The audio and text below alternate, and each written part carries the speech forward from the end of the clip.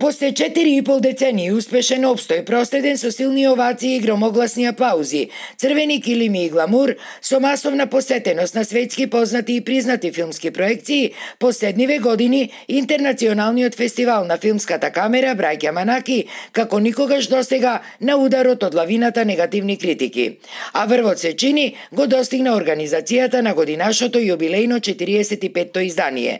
Најпрвин филмска битола и битолчани, лути се заради тоа што некој, во случајов директорот на фестивалот, без никаква дозвола од надлежните институции, се дрзнал да им ја сквернави нивната вековна градска гордост, познатиот Широксокак, на диво поставувајќи на него месингани звезди со имињата од досегашните лауреати на фестивалот, инаку светски познати кинематографери.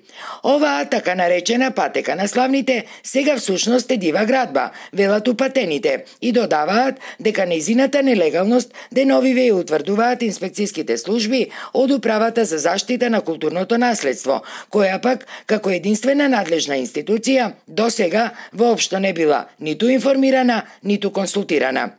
Негодување, па дури и подсмев кај пошироката јавност предизвика и годинашното лого на фестивалот – Манаки е еден.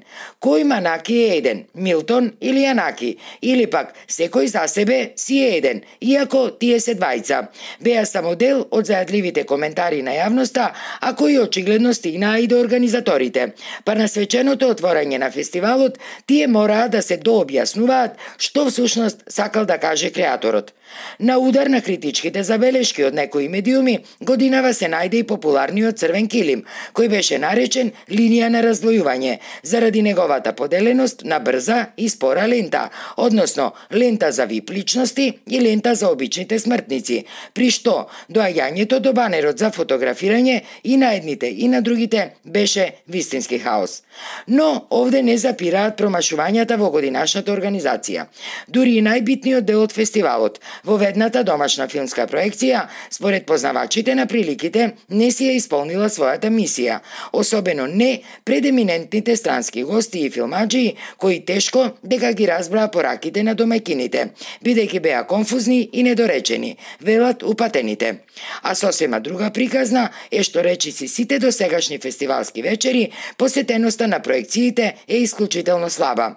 Како сериозен пропуст на организаторите им се припишува и непланското раздавање на билетите, така што луѓе кои се вистински влюбеници во филмската уметност, вклучително и домашни актери, не можеле да дојдат до билет, па салата со 800 седишта неретко остануваше да зјае полупразна.